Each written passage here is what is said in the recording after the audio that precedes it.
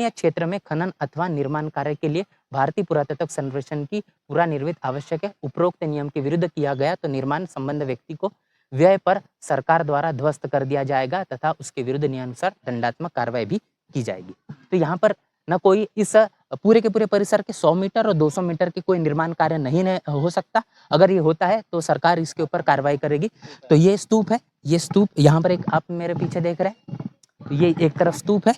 और इस स्तूप के अगर इस और मैं आपको दिखाऊंगा तो पीछे क्या है क्या नहीं ये बात आप समझ सकते हैं। तो ये चीजें भी है और वो चीजें भी आपके साथ हम रूबरू कर रहे हैं। तो हम पहुंच चुके हैं उस ऐतिहासिक विरासत को लेकर,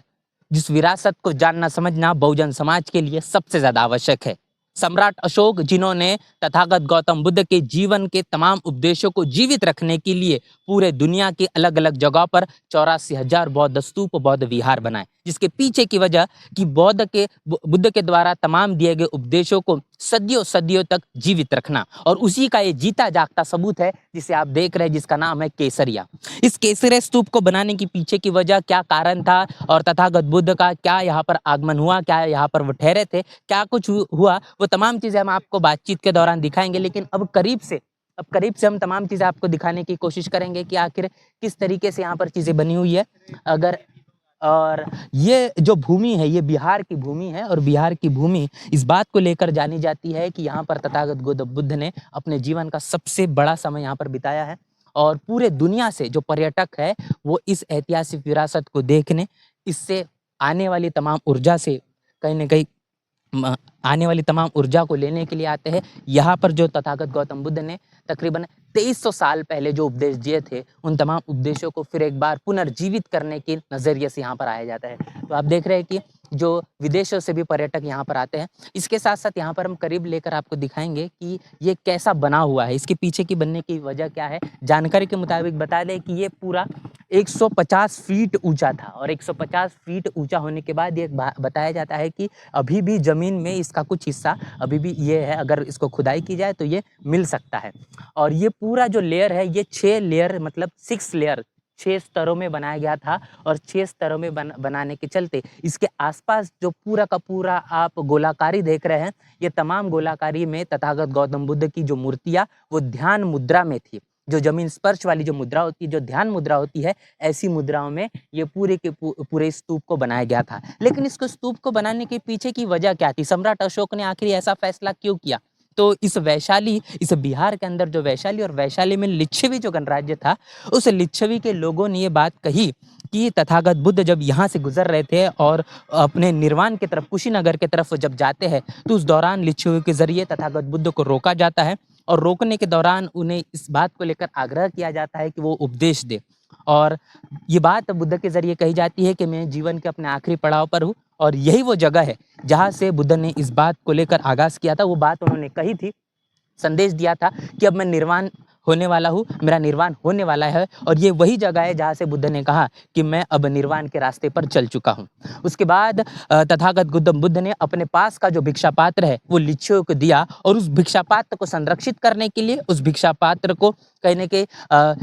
आने वाले भविष्य में इस भिक्षा पात्र से लोग अनेकों तरीके से संदेश ले, प्रेरणा ले, उस नजरिए से लिच्छवियों ने एक छोटा सा स्तूप जल्द से जल्द बनाने का काम किया। लेकिन इस बात की खबर जब समय के चलते सम्राट अशोक को मिली, तो सम्राट अशोक ने उस छोटे स्तूप का ये जो बड़ा परिवर्तन कर दिखाया, और एक ऐसा स्तूप बनाया जो स्तूप अभी भी कहने के एक सबसे ऊंचा स्तूप के नाम से जाना पहचाना जाता है। लेकिन समय के चलते जो 150 फीट था, वो 150 फीट के बाद 1998 में जब भूकंप आया, तो वो भूकंप के चलते इसकी जो ऊंचाई है वो कम हुई, और उसके बाद अब कुछ ही दिनों पहले तकरीबन 2012 के आसपास जो बाढ़ आई, उसके चलते भी 2022 के में जो बाढ़ आई, उस दौरान भी इसकी जो हाइट है ये हाइट कम हुई है। लेकिन इंडोनेशिया के बुद्ध जो बात है वहाँ पर जो स्तूप है उससे ये मिलता जुलता है। तो आप कल्पना करिए कि बिहार के पूर्वी चंपारण में स्थित ये केसरिया और इंडोनेशिया में मौजूद जो स्तूप है, वहां से अगर इस स्तूप का अगर जुड़ाव है, तो बुद्ध का और सम्राट अशोक का जो सोचने समझने का जो व्यापकता है, उनका काम कितना विशाल होगा, उनकी सोच कितनी विशाल होगी, इस बात की आप कल्पना कर सकते हैं। जो काम सम्राट अशोक ने कर दिखाया, जिसका ये नतीजा है कि आज भी बुद्ध की जो विरासत है वो कहने की जीवित है, उनके विचार जीवित है। इसीलिए ये बात समझने की ज़रूरत है कि बिहार में भी सियासत जारी है, बिहार में चुनावी माहौल है और ये आवश्यक हो जाता है कि बुद्ध भी ये बात कहते हैं कि जिस समाज का राजा होता है उसका धर्म फलता फूलता है। तथागत गौतम बुद्ध ने अपने समय के चलते अपने बुद्धिज्म को फैलाने का काम किया, लेकिन इस बात को लेकर जब सम्राट अशोक ने उसे अपनाया तब जाकर बुद्धिज्म का इतना प्रचार प्रसार हुआ कि उन्होंने अपने बेटे महेंद्र और संघमित्रा इन्हें बौद्ध भिक्षु बनाया और उसके बाद श्रामणेर बनाया और उसके बाद वो जो श्रीलंका जाते और श्रीलंका को बौद्ध में करते और ऐसे करते करते इंडोनेशिया, म्यांमार तमाम जो देशों को वो बुद्धिस्ट बनाने का काम करते और उसी का ही परिवर्तन है कि कहने के बुद्धिज्म आज भी हमको दुनिया के हर एक कोने में देखने को मिलता है। तो ये बड़ी ही महत्वपूर्ण और ऐसी ऐतिहासिक विरासत है जो आपके बीच हम रख रहे हैं। इसी के साथ साथ इस देश के अंदर बाबा साहब कहते हैं कि क्रांति और प्रतिक्रांति ये समय समय पर हुई और क्रांति प्रतिक्रांति का ये दौर है और ये समय के चलते चलता रहेगा। यहाँ पर आप देख रहे हैं कि ये ऐतिहासिक विरासत जो 2300 साल पुरानी है और इस विरासत को निस्ताबूद करने के लिए तमाम तरीके की ताकतों ने समय समय पर काम किया। मनुवाद ये कोशिश करता है कि बुद्धिज्म को कैसे नष्ट किया जाए, बुद्धिज्म को कैसे परिवर्तित किया जाए और उसके लिए कोशिश है। ये हमारे सामने में जो है वो बरगद का पेड़ है और वो तमाम तस्वीरें हम आपको दिखाना चाहते हैं। यहाँ पर क्या है, यहाँ पर एक बोर्ड भी है, उस बोर्ड में जो चीज़ें लिखी हुई है वो चीज़ें मैं आपको पढ़ के दिखाना चाहता हूँ कि ये बोर्ड में क्या लिखा हुआ है। ये बोर्ड में जो चीज़ें लिखी है कि स्तूप के बारे में कि ये देखिए, ये बोर्ड में है कि यह स्मारक प्राचीन स्मारक तथा पुरातत्व स्थल व अवशेष अधिनियम 1958 के अधीन है और राष्ट्रीय महत्व का घोषित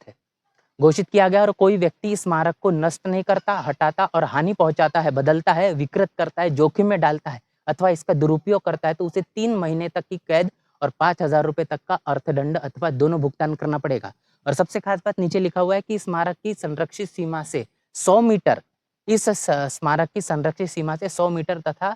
तदुपरांत 200 मीटर तक का क्षेत्र क्रमशः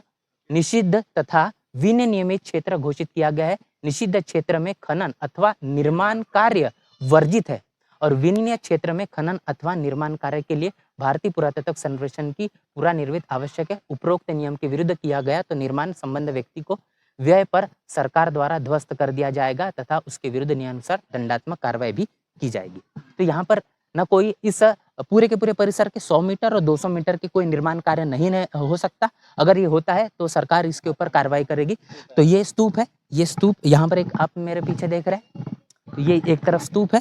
और इस स्तूप के अगर और मैं आपको दिखाऊंगा तो पीछे क्या है क्या नहीं ये बात आप समझ सकते हैं। तो ये चीज़ें भी है और वो चीज़ें भी आपके साथ हम रूबरू कर रहे हैं। तो समझिए कि भारत के अंदर बिहार और बिहार के अंदर बुद्धिज्म को जीवित रखने का काम सम्राट अशोक के जरिए जो किया गया और उसकी यह ऐतिहासिक धरोहर। बिहार चुनाव है, बिहार चुनाव के बीच हम जब रास्ते से गुजर रहे थे और ये हमें ऐतिहासिक जो विरासत दिखी, इस विरासत को आपसे रूबरू करना कहीं ना कहीं हमें हमारी जो जिज्ञासा है वो जिज्ञासा के चलते हम अपने आप को रोक नहीं सके और हम चाहते हैं कि बहुजन समाज के हर एक तबके को इस विरासत को देखना चाहिए और इस विरासत के साथ साथ 84,000 बौद्ध विहार बौद्ध स्तूपों को जो बनाने का काम सम्राट अशोक ने अपने जीवन में किया, उन तमाम जगहों को भी समझना, उसकी विरासतों के पीछे की जो जानकारी है उसकी महत्व को भी समझना, इतिहास को जानना इसीलिए आवश्यक हो जाता है कि इतिहास को अगर आप जानेंगे नहीं तो इतिहास से आप सबक नहीं ले पाएंगे। अगर सबक नहीं ले पाएंगे तो आप इतिहास का जो नया है वो निर्माण नहीं कर सकते या इतिहास नहीं बना सकते। इसलिए इतिहास को जानना जरूरी है क्योंकि इतिहास आवश्यक हो जाता है एक नए और अच्छे उज्जवल भविष्य के लिए। तो ये जो आप देख रहे हैं तकरीबन 150 फीट ऊंचा केसरिया स्तूप अब कहने के 104 फीट का हो चुका है, लेकिन अभी भी ये कहता है कि मैं उस विरासत के लिए, मैं उस विचारधारा के लिए अभी भी कहने के खड़ा हूँ जो इस बात को लेकर अड़ी हुई है कि इस देश के अंदर समता, स्वतंत्रता, बंधुता, न्याय ये जब तक जीवित रहेगा तब तक ये देश लोकतांत्रिक रहेगा, ये भारत लोकतांत्रिक रहेगा, ये दुनिया एक जन कल्याणकारी जीवन जी सकती है। पूरी की पूरी चर्चा बातचीत को लेकर, इस पूरी ऐतिहासिक धरोहर को लेकर आप क्या सोच रहे हैं, आपकी क्या राय है, आपकी प्रतिक्रिया में लिखकर कमेंट बॉक्स में जरूर बताओ। बने रहे नेशनल चौपाल के साथ, मिलते हैं वीडियो में, तब तक के लिए जय भीम जय भारत। बहुजन समाज की हर खबर पाने के लिए चैनल को सब्सक्राइब करें, लाइक करें, शेयर करें।